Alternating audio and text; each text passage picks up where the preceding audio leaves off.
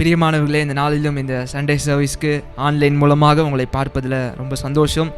எங்களோடு கூட இணைந்து கர்த்தரை ஆராதியுங்கள், கர்த்தரை உயர்த்துங்கள். அவர் நல்லவர், அவருடைய கிருபை என்றும் உள்ளது. கண்களை மூடி ஜெபம் செய்யலாம். அன்புள்ள பிதாவே, இந்த அற்புதமான நாள், இந்த நாளுக்காக நன்றி, இந்த தேசத்திற்காக நன்றி. எங்களை ஆராதிக்கவும், எங்களை துதிக்கவும், எங்களுக்கு வாய்ப்பு கொடுத்ததற்காக நன்றி. எங்களோடு கூட இருப்பீராக. இயேசுவின் நாமத்தில் ஜெபிக்கிறோம் ஜீவனுள்ள நல்ல பிதாவே. ஆமேன், ஆமேன், ஆமேன். ஆனந்த துதி ஒலி கேட்கும், ஆடல் பாடல் சத்தமும் கேட்கும். ஆமென். தீர்க்கதரிசி இவனமாக சொல்லுகிறார், எல்லா சிறையிருப்புகள் 70 வருட சிறையிருப்புகள் ஒரு நாள் முடிவுக்கு வரும். அப்பொழுது எல்லா பயத்தோட நடுக்கத்தோடு இருந்தவர்களுக்கு ஒரு களிப்பு உண்டாகும். தேசத்தில் ஒரு பெரிய சந்தோஷம், ஆனந்த துதி ஒலி கேட்கும். இந்த நாளிலும் இதை பார்த்து கொண்டு நீங்களும் சேர்ந்து கர்த்தரை ஆராதிங்கள். ஹல்லேலூயா. ஆனந்த துதி ஒலி கேட்கும், ஆடல் பாடல் சத்தமும் துணிக்கும். ஆகாய விண்மீனாய் அவஜனம் பெருகும், ஆண்டவர் வாக்கு பலிக்கும். ஆகாய விண்மீனாய் அவஜனம் பெருகும், ஆண்டவர் வாக்கு பலிக்கும். மகிமைப்படுத்துவேன் என்றாரே, மகிமனின் பாசம் பெரிதே. மங்காத புகழுடன் வாழ்வோம், மாட்சி பெற்றுயர்ந்திடுவோமே. குருவிட மாட்டோம், குன்றிட மாட்டோம், கரையில்லா தேவனின் வாக்கு. குருவிட மாட்டோம், குன்றிட மாட்டோம், கரையில்லா தேவனின் வாக்கு. ஆனந்த துதி ஒலி கேட்கும், ஆடல் பாடல் சத்தமும் தொனிக்கும். ஆகாய விண்மீனாய் அவஜனம் பெருகும், ஆண்டவர் வாக்கு பலிக்கும். ஆகாய விண்மீனாய் அவஜனம் பெருகும், ஆண்டவர் வாக்கு பலிக்கும். ஆதி நிலை எகிடுவோமே, ஆசி திரும்ப பெறுவோமே. பாலான மண்மேடுகள் யாவும் பாராளும் வேந்தன் மனையாகும். சிறை வாழ்வு மறையும், சீர்வாழ்வு மலரும், சீயோனின் மகிமை திரும்பும். சிறை வாழ்வு மறையும், சீர்வாழ்வு மலரும், சீயோனின் மகிமை திரும்பும். ஆனந்த துதி ஒலி கேட்கும், ஆடல் பாடல் சத்தமும் தொனிக்கும். ஆகாய விண்மீனாய் அவஜனம் பெருகும், ஆண்டவர் வாக்கு பலிக்கும். ஆகாய விண்மீனாய் அவஜனம் பெருகும், ஆண்டவர் வாக்கு பலிக்கும். யாக்கோபு நடுங்கிடுவானோ, யாக்கோபின் தேவன் துணையே. அமெரிக்கை வாழ்வை அழைப்போம், ஆண்டவர் மார்பில் சுகிப்போம். பதறாத வாழ்வும் சிதறாத மனமும் பரிசாக தேவன் அருள்வார். பதறாத வாழ்வும் சிதறாத மனமும் பரிசாக தேவன் அருள்வார். ஆனந்த துதி ஒலி கேட்கும், ஆடல் பாடல் சத்தமும் தொனிக்கும். ஆகாய விண்மீனாய் அவஜனம் பெருகும், ஆண்டவர் வாக்கு பலிக்கும். ஆகாய விண்மீனாய் அவஜனம் பெருகும், ஆண்டவர் வாக்கு பலிக்கும். ஆமென், ஆமென். அடுத்த பாடலாக வனாந்திர யாத்திரையில் கர்த்தர் நம்மளோடு கூட இருக்கிறார் என்கிற ஒரு தைரியத்தோடு அந்த பாடல் நம்ம பாட போகிறோம். இந்த வனாந்திரமான இந்த யாத்திரையில் பரலோகத்தை படைத்த, இந்த உலகத்தை படைத்த தேவன் நம்ம கூட இருக்கிறார். அவர் கூட இருக்கும்போது எந்த குறைவும் இல்லை. என் கூட சேர்ந்து இந்த பாடலை நீங்க பாடுங்க. கர்த்தர் நாம் மகிமைப்படுவதாக. சேர்ந்து கரங்களை தட்டி பாடுவோம். ஹல்லேலூயா.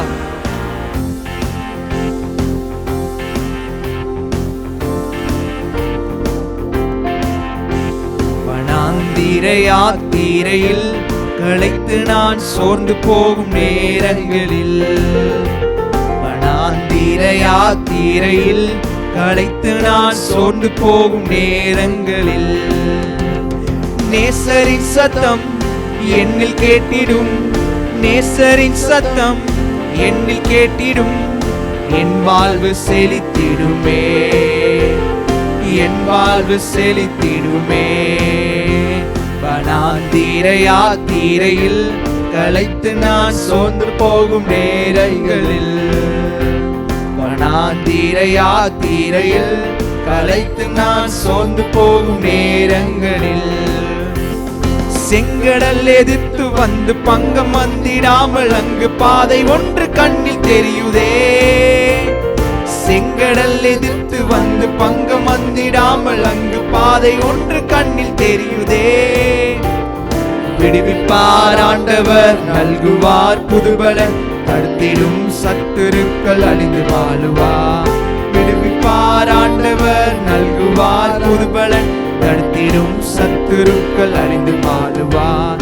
வனாந்தீரையா தீரையில் களைத்து நான் சோர்ந்து போகும் நேரங்களில், வனாந்தீரையா தீரையில் களைத்து நான் சோர்ந்து போகும் நேரங்களில், தேவனை மறக்க செய்யும் வேதனை நிறைந்த வாழ்வை சத்துரு விதைத்திடும் போது, தேவனை மறக்க செய்யும் வேதனை நிறைந்த வாழ்வை சத்துரு விதைத்திடும் போது, மாறாவின் கசந்த நீர் மதுரமாக மாறிடும், காரிருள் நீங்கிட வெளிச்சம் தோன்றுமே. மாறாவின் கசந்த நீர் மதுரமாக மாறிடும், காரிருள் நீங்கிட வெளிச்சம் தோன்றுமே. வனாந்தீரையா தீரையில் களைத்து நான் சோர்ந்து போகும் நேரங்களில், வனாந்தீரையா தீரையில் களைத்து நான் சோர்ந்து போகும் நேரங்களில், இனிமையற்ற வாழ்வில் நான் தனிமை என்று எண்ணும் போது மகிமை தேவன் தாங்கிடுவாரே. இனிமையற்ற வாழ்வில் நான் தனிமை என்று எண்ணும் போது மகிமை தேவன் தாங்கிடுவாரே. இனிமையாய் மன்னாவை வர்ஷிக்க பண்ணுவார், இனி எனக்கென்றுமே தாழ்வு இல்லையே. இனிமையாய் மன்னாவை வர்ஷிக்க பண்ணுவார், இனி எனக்கென்றுமே தாழ்வு இல்லையே. வனாந்தீரையா தீரையில் களைத்து நான் சோர்ந்து போகும் நேரங்களில், வனாந்தீரையா தீரையில் களைத்து நான் சோர்ந்து போகும் நேரங்களில், நேசரின் சத்தம் என்னில் கேட்டிடும், நேசரின் சத்தம் என்னில் கேட்டிடும். என் வாழ்வு செழித்திடுமே, என் வாழ்வு செழித்திடுமே. நேசரின் சத்தம் என்னில் கேட்டிடும், நேசரின் சத்தம் என்னில் கேட்டிடும். என் வாழ்வு செழித்திடுமே, என் வாழ்வு செழித்திடுமே. வனாந்தீரையா தீரையில் களைத்து நான் சோர்ந்து போகும் நேரங்களில், வனாந்தீரையா தீரையில் களைத்து நான் சோர்ந்து போகும் நேரங்களில், நேசரின் சத்தம் என்னில் கேட்டிடும், நேசரின் சத்தம் என்னில் கேட்டிடும். என் வாழ்வு செழித்திடுமே, என் வாழ்வு செழித்திடுமே. இந்த வேளையிலும் நம் கண்களை மூடி கர்த்தரை ஆராதிக்கலாம். சேனைகளின் கர்த்தர் அவர் பரிசுத்தர், அவர் பரிசுத்தர். ஓ ஹல்லேலூயா. உயரமும் உன்னதமுமான சிங்காசனத்தில் வீற்றிருக்கும், உயரமும் உன்னதமுமான சிங்காசனத்தில் வீற்றிருக்கும், சேனைகளின் கர்த்தராகிய ராஜாவை என் கண்கள் காணட்டும். சேனைகளின் கர்த்தராகிய ராஜாவை என் கண்கள் காணட்டும். சேனைகளின் கர்த்தர் பரிசுத்தர், சேனைகளின் கர்த்தர் கர்த்தர் பரிசுத்தர், சேனைகளின் கர்த்தர் பரிசுத்தர், பரிசுத்தர் பரிசுத்தரே, பரிசுத்தர் பரிசுத்தரே, சேனைகளின் கர்த்தர் பரிசுத்தர், சேனைகளின் கர்த்தர் பரிசுத்தர், சேனைகளின் கர்த்தர் பரிசுத்தர், பரிசுத்தர் பரிசுத்தரே, பரிசுத்தர் பரிசுத்தரே. ஒருவராய் சாவாமை உள்ளவர் இவர், சேரக்கூடா ஒளிதனில் வாசம் செய்பவர். பாடுவோம். ஒருவராய் சாவாமை உள்ளவர் இவர், சேரக்கூடா ஒளிதனில் வாசம் செய்பவர். அகிலத்தை வார்த்தையால் சிருஷ்டித்தவர், இயேசுவே உம்மையே ஆராதிப்பேன். அகிலத்தை வார்த்தையால் சிருஷ்டித்தவர், இயேசுவே உம்மையே ஆராதிப்பேன். சேனைகளின் கர்த்தர் பரிசுத்தர், சேனைகளின் கர்த்தர் பரிசுத்தர், சேனைகளின் கர்த்தர் பரிசுத்தர், பரிசுத்தர் பரிசுத்தரே, பரிசுத்தர் பரிசுத்தரே, சேனைகளின் கர்த்தர் பரிசுத்தர், சேனைகளின் கர்த்தர் பரிசுத்தர், சேனைகளின் கர்த்தர் பரிசுத்தர், பரிசுத்தர் பரிசுத்தரே, பரிசுத்தர் பரிசுத்தரே. ஆதியும் அந்தமுமானவர் இவர், அல்பாவுமேகாவும் ஆனவர் இவர். பாடுவோம். ஆதியும் அந்தமுமானவர் இவர், அல்பாவுமேகாவும் ஆனவர் இவர். இருந்தவரும் இருப்பவரும் சீக்கிரம் வரப்போகும் ராஜா இவர். இருந்தவரும் இருப்பவரும் சீக்கிரம் வரப்போகும் ராஜா இவர். சேனைகளின் கர்த்தர் பரிசுத்தர், சேனைகளின் கர்த்தர் பரிசுத்தர், சேனைகளின் கர்த்தர் பரிசுத்தர், பரிசுத்தர் பரிசுத்தரே, பரிசுத்தர் பரிசுத்தரே. சேனைகளின் கர்த்தர், சேனைகளின் கர்த்தர் பரிசுத்தர், சேனைகளின் கர்த்தர் பரிசுத்தர், சேனைகளின் கர்த்தர் பரிசுத்தர். அவர் உயர்த்தப்படுவாராம். பரிசுத்தர் பரிசுத்தரே, அவர் பரிசுத்தர் பரிசுத்தரே. எல்லா நமத்திலும் மேலானவர், முழங்கால்கள் முடங்கிடும் இவருக்கு முன்பாடுவோம். எல்லா நமத்திலும் மேலானவர், முழங்கால்கள் முடங்கிடும் இவருக்கு முன். துதிகண மகிமைக்கு பாத்திரரே, இயேசுவே உம்மையே ஆராதிப்பேன். துதிகண மகிமைக்கு பாத்திரரே, இயேசுவே உம்மையே ஆராதிப்பேன். ரெண்டு கரங்களை உயர்த்தி சொல்லுங்க. சேனைகளின் கர்த்தர் பரிசுத்தர், சேனைகளின் கர்த்தர் பரிசுத்தர், சேனைகளின் கர்த்தர் பரிசுத்தர், பரிசுத்தர் பரிசுத்தரே, கர்த்தர் பரிசுத்தரே, பரிசுத்தர் பரிசுத்தரே. ஆண்டவரே, இந்த வேலைக்காக நாங்கள் நன்றி செலுத்துகிறோம். நீர் பரிசுத்தரப்பா. நான் பரிசுத்தராக இருக்கிறது போல நீங்களும் உங்கள் நடவடிக்கைகள் எல்லாவற்றிலும், நடக்கைகள் எல்லாவற்றிலும் பரிசுத்தராக இருங்கள் என்று சொன்னீரே ஆண்டவரே.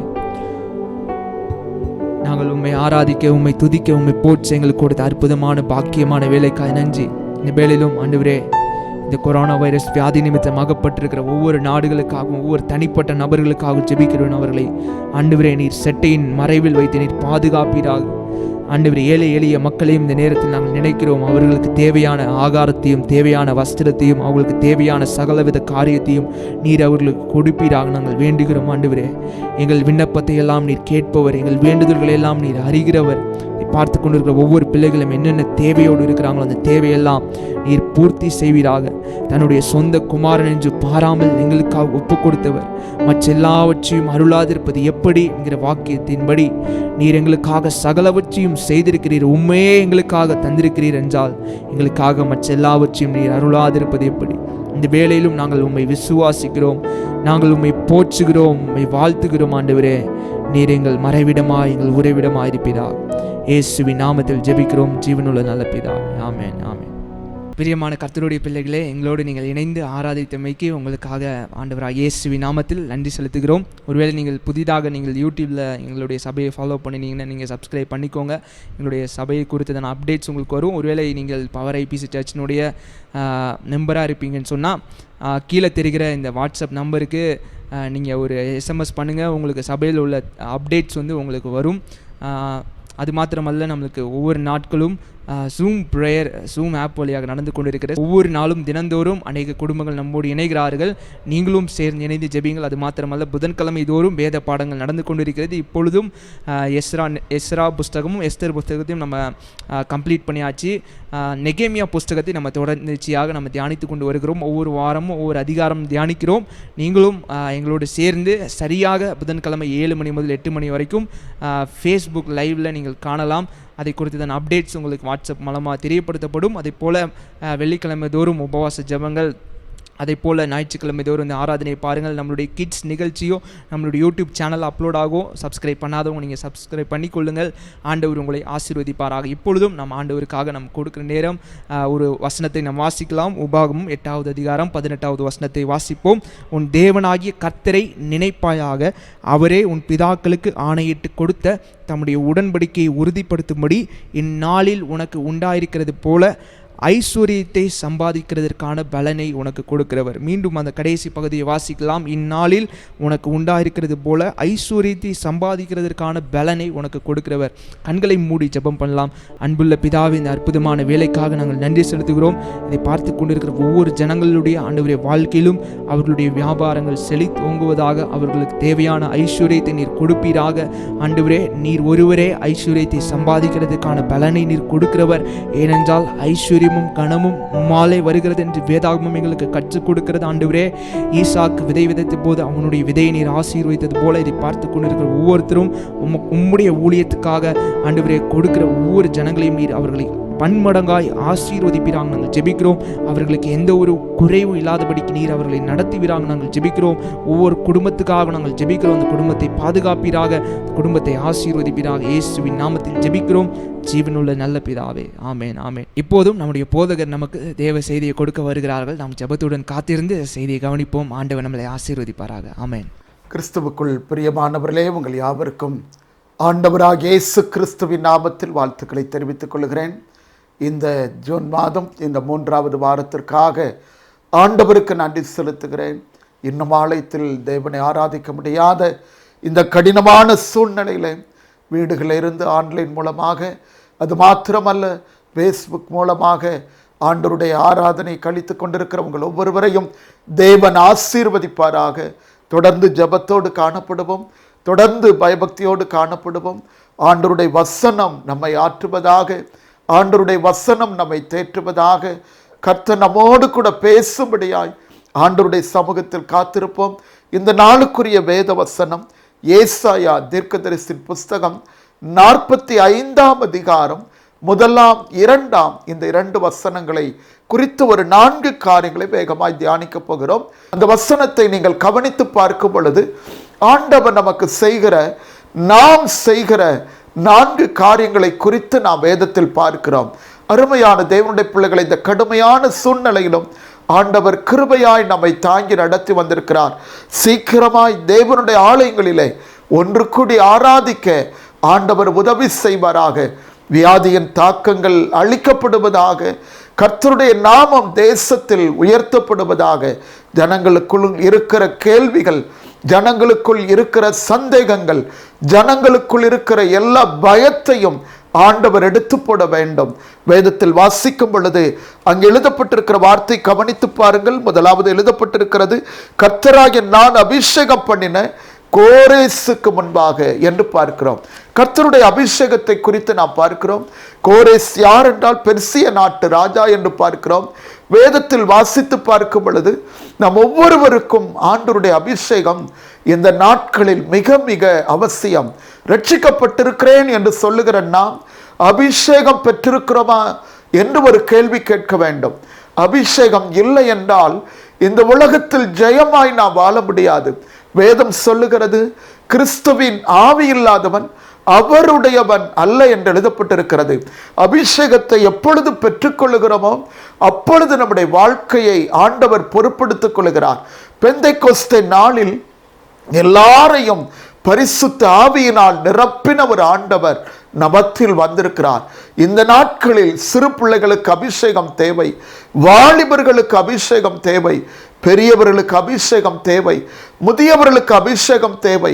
வேதாகம நாட்களில் இந்த அபிஷேகம் அளவில்லாமல் ஊற்றப்பட்டது என்று பார்க்கிறோம். வேதத்தை நீங்கள் வாசிக்கும் பொழுது 1 சாமுவேல் சவுலும் அபிஷேகத்தை பெற்றுக்கொள்ளுகிறதை நீங்கள் பார்க்க முடியும். தாவீதையும் ஆண்டவர் அபிஷேகம் கொடுக்கிறதை நாம் பார்க்க முடியும். நீங்கள் புரிந்து கொள்ள ஒரே ஒரு வசனத்தை வாசிப்பீர்கள் என்றால் 1 சாமுவேல் 16 அதிகாரம் 13 வசனத்தை நீங்கள் வாசித்து பார்க்கும் பொழுது அங்கே ஒரு அற்புதமான ஒரு காரியத்தை குறித்து நாம் வேதத்தில் வாசிக்கிறோம். 1 சாமுவேல் 16 அதிகாரம் 13 வசனத்தில் அங்கே தாவீதை ஆண்டவர் அபிஷேகம் பண்ணுகிற ஒரு அனுபவத்தை பார்க்கிறோம். சாமுவேல் தைலக்கொம்பை எடுத்து அவனுடைய சகோதரர் நடுவிலே அவன் அபிஷேகம் பண்ணப்படுகிறான் என்று பார்க்கிறோம். அந்நாள் முதற்கொண்டு ஆவியானவர் அவன் மேல் வந்து இறங்கி இருந்தார் என்று பார்க்கிறோம். இது ஒரு உன்னதமான ஒரு அனுபவம். தாவீதின் வாழ்க்கையில் அபிஷேகம் பெற்றுக்கொண்டபடினால் எத்தனை சூழ்நிலைகளை கடந்து செல்கிறான். கர்த்தர் அவனோடு கூட இருக்கிறான். வேதத்தில் தாவீது சங்கீதத்தில் எழுதியிருக்கிறான், உம்மாலே ஒரு சேனைக்குள் பாய்வேன், உம்மாலே ஒரு மதிலை தாண்டுவேன் என்று எழுதியிருக்கிறான். எத்தனை அற்புதமான அனுபவம். சின்ன சின்ன பிரச்சனையில் வாடி வதங்கி நிற்கிறோம், என்ன ஆண்டவரே என்று புலம்பிக் கொண்டிருக்கிறோம். அபிஷேகம் பெற்றவன் ஒரு நாளும் சோர்ந்து போக மாட்டான். காரணம் என்னவென்றால் அவனை தைரியப்படுத்துகிற ஒரு ஆவியானவர் அவனோடு கூட இருக்கிறார். இன்றைக்கும் அருமையான தேவனுடைய பிள்ளைகளே, அபிஷேகம் பெற்றிருக்கிறீங்களா? அபிஷேகத்தை குறித்த ஒரு வாஞ்சை இருக்கிறதா? அபிஷேகம் இன்னும் நீங்கள் பெற்றுக்கொள்ளவில்லை என்றால் இன்னும் ஒரு முழுமையான கிறிஸ்தவ அனுபவத்திற்குள் நீங்கள் வரவில்லை என்றுதான் நான் சொல்லுவேன். ஏனென்றால் அபிஷேகம் பெற்ற எத்தனையோ தேவ மனிதருடைய அனுபவங்களை பார்க்கிறோம். அவர்களை தேவன் எடுத்து பயன்படுத்துகிற சூழ்நிலைகளை பார்க்கிறோம். இன்றைக்கு ஏன் நீங்கள் இன்னும் இருந்த நிலைமையில் இருந்து கொண்டிருக்கிறீர்கள்?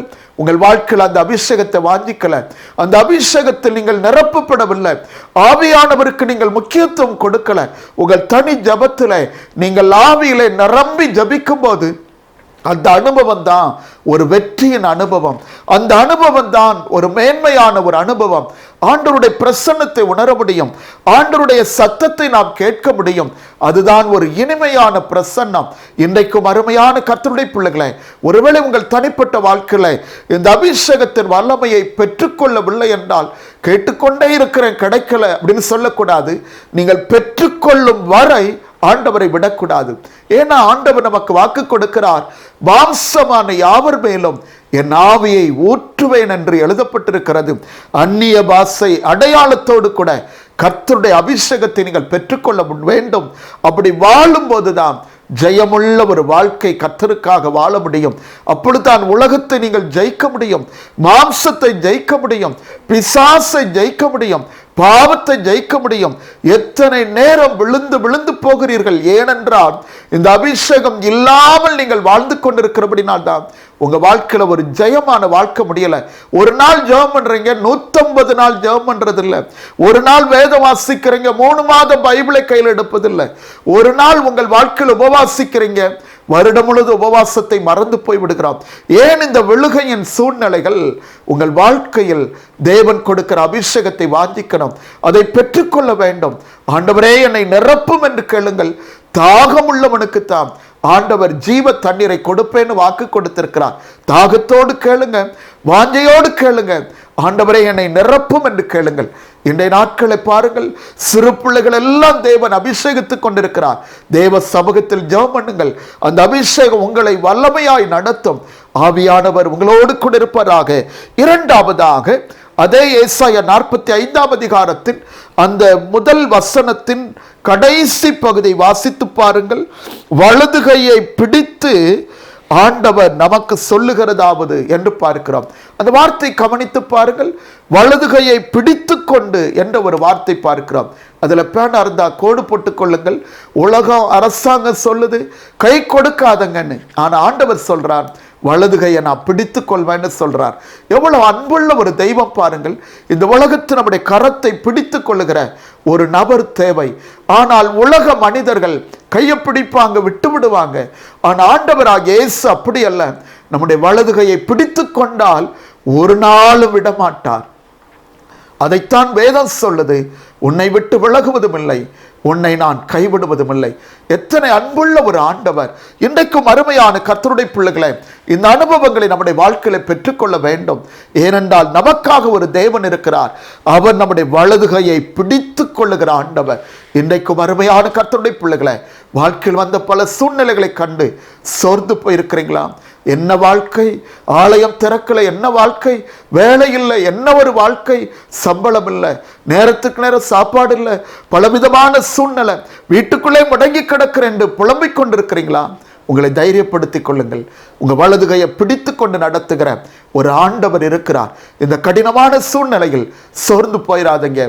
ஆண்டவர் உங்கள் வலது கையை பிடிக்கிறார். அருமையான கர்த்தருடைய பிள்ளைகளை, வேதத்தில் இன்னொரு வசனத்தை நீங்கள் வாசிக்கும் பொழுது, சங்கீதம் 73ஆம் சங்கீதம் 23ஆம் வசனத்தை கவனித்து பாருங்கள். தாவீது சொல்லுகிறான், என் வலது கையை பிடித்து தாங்குகிறீர் என்று பார்க்கிறோம். அற்புதமான ஒரு வேத வசனம். அருமையான தேவனுடைய பிள்ளைகளை, நம்முடைய வலது கையை பிடித்து நம்முடைய ஆண்டவர் தாங்குகிறாராம். சூலமித்தியால் உன்னதப்பாட்டு 8ஆம் அதிகாரம் 3ஆம் வசனத்தில் அருமையாக எழுதியிருக்கிறார், முது இடது கை என் தலையின் கீழும், முது வலது கையினால் என்னை அணைத்து கொள்ளும் என்று பார்க்கிறோம். என்ன ஒரு அற்புதமான ஒரு வாழ்க்கை. இடது கையை தலையின் கீழே வைப்பாராம், வலது கையினால் நம்மை அணைத்துக் கொள்கிறாராம். இயேசுவின் அன்பை பாருங்கள். அருமையான கர்த்தருடைய பிள்ளைகளை, நம் ஒவ்வொருடைய வாழ்க்கையிலும் யாருமே இல்லை, உதவி செய்ய யாரும் இல்லை, நண்பர்கள் இல்லை, ஆதரவுக்கு யாரும் இல்லை, சுகமாயிருக்கிறாய் என்று கேட்பதற்கு ஆட்கள் இல்லை, விசாரிக்க யாரும் இல்லை என்று கலங்கி நிற்கிறீங்களா? வலது கையை பிடித்து கொண்டு நடத்துகிற ஒரு நல்ல ஏசப்பா நமக்கு இருக்கிறார். என்னுடைய வாழ்க்கையில ஆண்டவர் 13வது வயதிலே ஆண்டவர் என் வலது கையை பிடித்தாருங்க. இதுவரை நடத்தி கொண்டிருக்கிறார். எத்தனை மேடுகள், எத்தனை பள்ளங்கள், எத்தனை ஆழங்கள், எத்தனை காற்றுகள், எத்தனை புயல் காற்றுகள், எத்தனை கடல் சீற்றங்கள், ஆனால் அமிழ்ந்து போகாமல் இதுவரை நடத்தி வந்திருக்கிறாருங்க. இதை பார்த்து கொண்டிருக்கிற தேவனுடைய பிள்ளைகளை, உங்கள் வாழ்க்கையிலும் கூட அமிழ்ந்து போகாமல் உங்களை நடத்தி கொண்டிருக்கிறார். பயந்து கொண்டிருக்காதீங்க, தைரியமா இருங்க. அழைத்தவர் உண்மையுள்ளவர், அவர் உங்களை கரம் பிடித்து நடத்துவார். இதுதான் தேவன் நமக்கு செய்கிற அற்புதமான காரியம். ஆபிரகாம் லிங்கன் என்ற ஒரு தேவ மனிதனை குறித்து நாம் அறிந்து கொள்ள வேண்டும். அவர் அமெரிக்க ஜனாதிபதியாக 16வது ஜனாதிபதியாக பொறுப்பெடுத்துக் கொண்டார். அவர் பொறுப்பெடுத்த நாட்களில் பல காரியங்களை வெற்றியாய் முடித்தார்.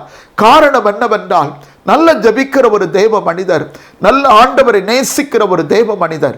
அவருடைய வாழ்க்கையில் ஒரு தடவை அவரை சந்திப்பதற்காக ஏராளமான அதிகாரிகள் விடியற்காலை 5 மணிக்கு அவருடைய வீட்டிற்கு வந்தார்களாம். அவர்கள் வீட்டின் அருகாமையில் அவருடைய அலுவலகம் இருக்கிறது. ஆனபடியினால் உதவியாளரிடத்தில் கேட்கும் பொழுது, இப்பொழுதுதான் அவர் ஜெபரைக்குள்ளே போயிருக்கிறார், ஜெர்மனி விட்டுத்தான் வருவார் என்று சொன்னவுடனே அங்கிருந்து வந்திருந்த அதிகாரிகள் எல்லாம் ஒரு அறையில் தங்கி உட்கார்ந்து கொஞ்ச நேரம் அவர்கள் காத்து கொண்டிருந்தார்கள். 6:30 மணி ஆனது. ஆபிரகாம் லிங்கன் ஜெபத்தை முடித்துவிட்டு அவர் வெளியே வந்தார். உதவியாளர் போய் அவருக்கு தகவல் கொடுக்கிறார், இப்படி அநேக அதிகாரிகள் உங்களை பார்க்கும்படி வந்திருக்கிறார்கள் என்று. உடனே அவர்களை சந்திக்கும்படி போகும் பொழுது அங்கிருக்கிற அதிகாரிகள் எல்லாம் அவரிடத்தில் கேட்டார்களாம், 5 மணிக்கே வந்து விட்டோம், இவ்வளோ நேரம் சத்தம் கேட்டதை யார் கூட பேசிக்கொண்டிருந்தீர்கள் என்று கேட்கும் பொழுது ஆபிரகாம் லிங்கன் சொன்னாராம், 3 காரியங்களை என்னுடைய பாட்டியம்மா சின்ன வயதில் 3 காரியங்களை கற்றுக் கொடுத்தார்கள். காலையில் எழுந்தவுடன் வேதம் வாசிக்க, 2வது எழுந்தவுடன் ஜெபம் பண்ண வேண்டும், 3வது எழுந்தவுடன் ஆண்டவரோடு பேசணும். ஒரு நபரை சந்திப்பதற்கு முன்பதாய் ஆண்டவரோடு பேசியிருக்கணும். இந்த 3 காரியம் அவருடைய 13 வயதில் அவருடைய பாட்டியம்மா கற்றுக் கொடுத்தாங்களாம். அவர் வளர்ந்த பிறகு பொறுப்பில் இருக்கும் பொழுது, அதிகாரிகளை சந்திக்கும் பொழுது அவர் சொன்னாராம், என்னுடைய சின்ன வயதில் என்னுடைய பாட்டியம்மா என்னை ஆண்டவருக்குள்ளே நடத்தினாங்க. அப்படி நடத்தினபடினால்தான் ஒவ்வொரு காரியங்களை வெற்றியாக நடத்த முடிகிறது. இன்றைக்கு இருக்கிற பாட்டியம்மாவாகிய நீங்கள் உங்க பிள்ளைகளுக்கு என்ன கற்றுக் கொடுத்து கொண்டிருக்கிறீர்கள்? ஒரே ஒரு நிமிஷம் யோசித்து பாருங்கள். நீங்கள் உங்கள் பிள்ளைகளுக்கு என்ன கற்றுக் கொடுத்து கொண்டிருக்கிறீர்கள்? ஒரு நாளாவது வேத வாசித்தாயான்னு கேட்டிருக்கிறீங்களா? ஒரு நாளாவது ஜெபம் பண்ணியான்னு கேட்டிருக்கிறீங்களா? ஒரு நாளாவது ஆண்டவரோடு பேசினியா, ஆண்டவர் என்ன சொன்னாருமான்னு கேட்டீங்களா? அருமையான கர்த்தருடைய பிள்ளைகளை, நம்முடைய வாழ்க்கையில் நம்முடைய பிள்ளைகளை அப்படி வளர்க்க வேண்டும். ஆனபடினால்தான் வேதாகமத்தில் இருக்கிற தீமோத்தேயுவை பாருங்கள், அம்மாவும் விசுவாசி, பாட்டி அம்மாவும் ஒரு விசுவாசி. அது நிமித்தம் தீமோத்தேயுவை ஆண்டவர் ஒரு வல்லமையான ஊழியக்காரனாய் மாற்றி விடுகிறார். இன்றைக்கும் நாம் இருக்கிறோம். கர்த்தருடைய காரியத்தில் பிள்ளைகளை நடத்துகிறோமா? அருமையான கர்த்தருடைய பிள்ளைகளை, உலக காரியங்களுக்கு எவ்வளவு முக்கியத்துவம் கொடுக்கிறோம், சாப்பாட்டுக்கு எவ்வளவு முக்கியத்துவம் கொடுக்கிறோம், படிப்புக்கு எவ்வளவு முக்கியத்துவம் கொடுக்கிறோம், நல்லது. ஆனா அதை காட்டிலும் ஏசப்பாவுக்கு முக்கியத்துவம் கொடுத்து பாருங்கள். அப்படி கொடுத்த அநேகர் இன்னைக்கு பெரிய பெரிய ஸ்தானத்தில் இருக்கிறாங்க. ஏன் தெரியுமா? கர்த்தரை கொடுத்த அநேக பெற்றோர்கள், ஆண்டவரை கொடுத்த அநேக பாட்டியம்மாமார்கள். இன்றைக்கும் அருமையான தேவனுடைய பிள்ளைகளை, பிள்ளைகளுக்கு என்னத்தை கொடுத்து கொண்டிருக்கிறோம்? கொஞ்சம் உங்கள் வாழ்க்கையை ஆராய்ந்து பாருங்கள். உங்களை பின்பற்ற வேண்டுமென்றால் உங்களிடத்தில் நல்ல காரியத்தை அந்த பிள்ளைகள் கற்றுக்கொள்ள வேண்டும். சில குடும்பத்தில் பாருங்க, பாட்டிமார் நல்ல ஆவில நிரம்பி ஜெபம் பண்ணுவாங்க, பிறகு பார்த்தீங்கன்னா கொஞ்ச நேரம் நல்ல கோபத்தோட சண்டை போட்டுட்டு இருப்பாங்க. அருமையான கர்த்தருடைய பிள்ளைகளை, சில கட்டங்களில் நம்முடைய பிள்ளைகளுக்கு மாதிரியா இருக்கணும்னு கர்த்தர் விரும்புகிறார். 2வது பாயிண்ட், நம்முடைய வாழ்க்கையில் நம்முடைய வலது கையை பிடித்து கொண்டு நடத்துகிற ஒரு ஆண்டவர். ஆபிரகாம் லிங்கனை பாருங்கள், சின்ன வயது முதல் ஆண்டவர் அவனை நடத்தியிருக்கிறார்.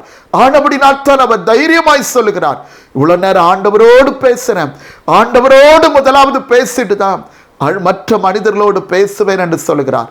ஒருவேளை உங்கள் வாழ்க்கையிலும் கூட இந்த அனுபவம் இல்லாமல் இருக்கும் என்றால் இன்றைக்கு உங்க வாழ்க்கையில் ஆரம்பிங்க. வேத வாசிப்பேன் ஆண்டவரை எழுந்தவுடன், ஜெபம் பண்ணுவேன் ஆண்டவரை எழுந்தவுடன், ஆண்டவரோடு ஒரு நிமிஷமாவது பேசுவேன் அப்படின்னு உங்கள் வாழ்க்கையை ஒப்பு கொடுத்து பாருங்கள். கர்த்தர் உங்களோடு கூட இடைபெறுவார்.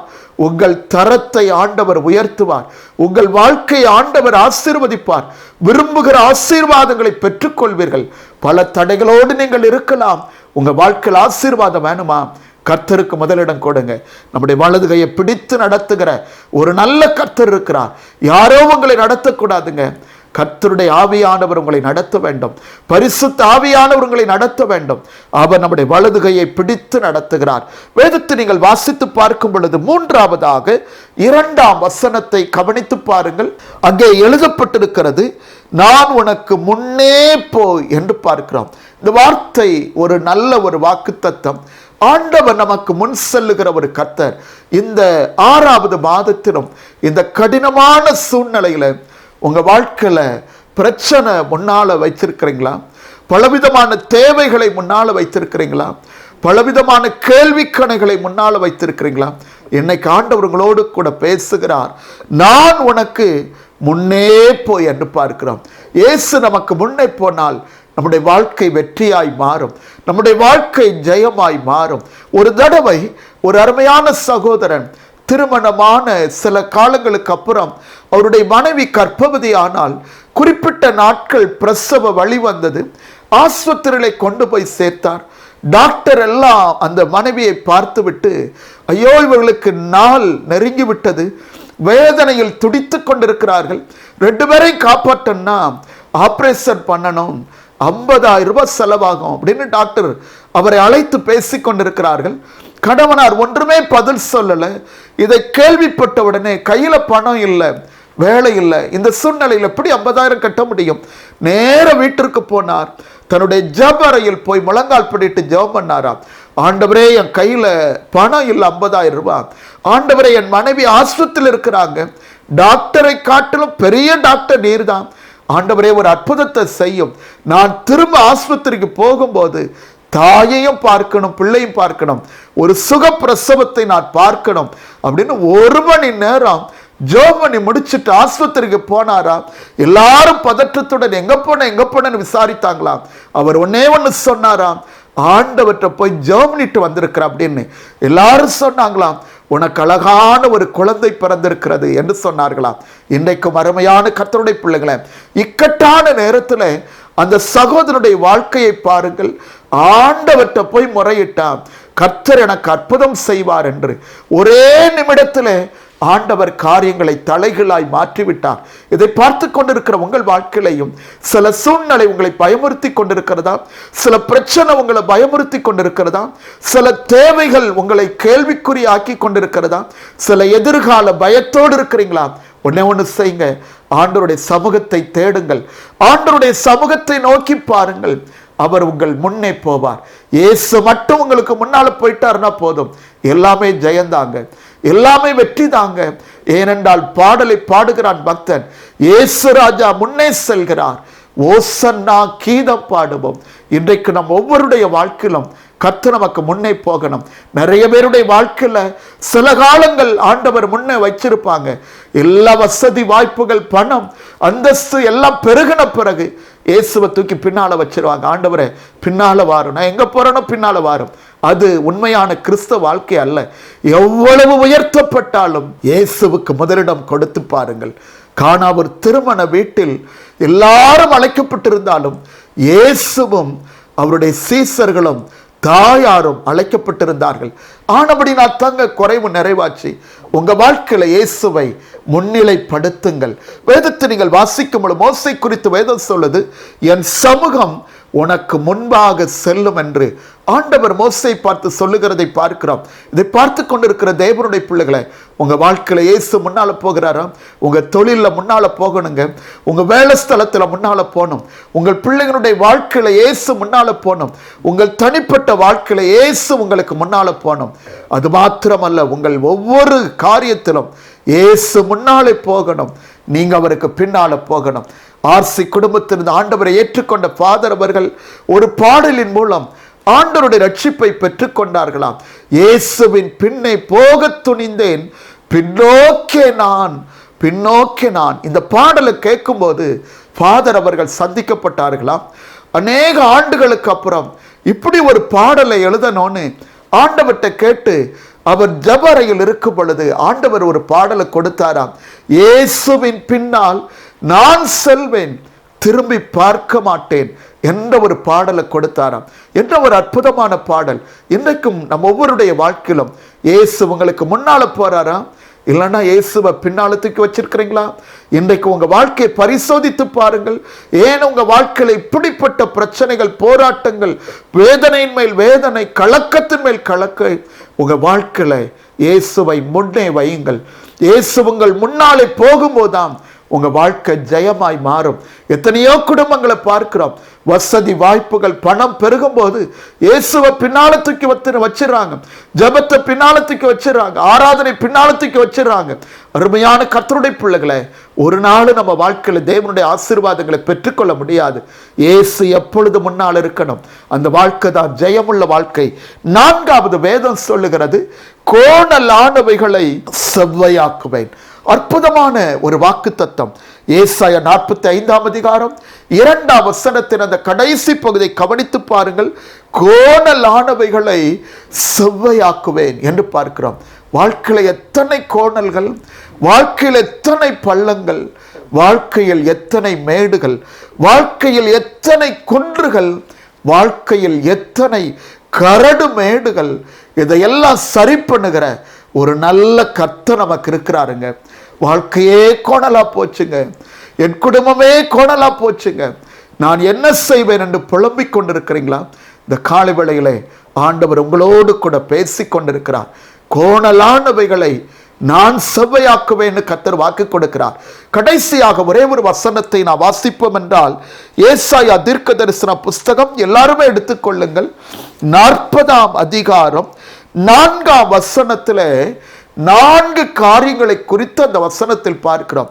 கடந்த நாட்களில் இந்த வேத பகுதியை தியானித்துக் கொண்டிருக்கும் போது ஆண்டவர் இந்த 4 காரியங்களை ஞாபகப்படுத்தினார்.